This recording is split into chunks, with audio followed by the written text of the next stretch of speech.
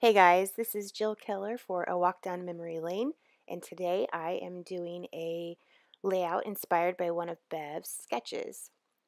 I really liked the simplicity of the sketch that Bev provided to us this month, and so to keep it simple but add some interesting aspects to it, I decided to use some Windy Vecchi translucent embossing paste colored with Distress ink in worn lipstick. So there I am mixing the worn lipstick in with the embossing paste on my craft mat, and I'm going to try and figure out exactly where I would like to place this on my layout.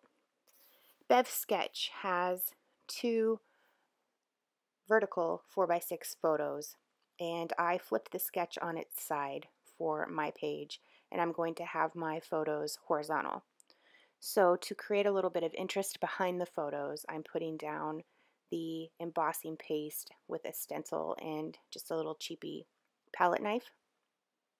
So I have a little bit at the top of the page, and here I'm going to use up the rest of my mixed up embossing paste on the bottom. I'm not making sure that every single hole is perfectly filled in. I wanted it to have a little bit more of a worn look and a little bit of a mixed media feel. I'm not really big into mixed media yet. I hope to be eventually. I really think it's cool. But this is kind of my take on the mixed media look. So next I'm using a little bit of a white ink spray. And to get the drips bigger and more the way I wanted them, I took the spray and I sprayed it into the lid of the spray bottle and then just tipped it over and kind of plopped it onto the background. That huge big drip at the very top right of the page, I wasn't really exactly what I was going for, but it happened, and so I'm just going to work with it. So I'm heating up the ink. I'm trying to avoid the embossing paste because if you put direct heat on it for too long, it will kind of bubble and blister a little bit.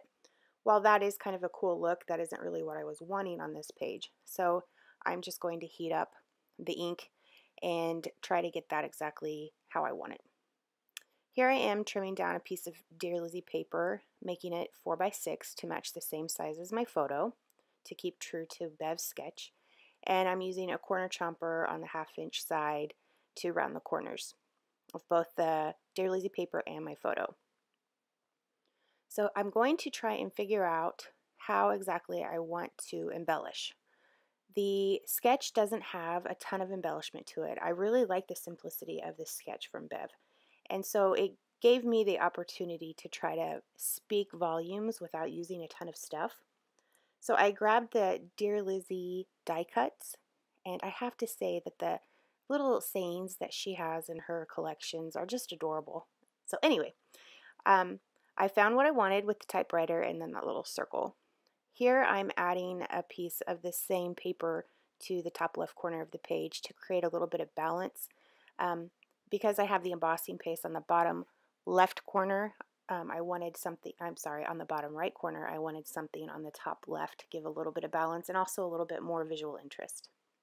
So I'm going to adhere the paper down and the photo, and in a second you're going to see a big mistake.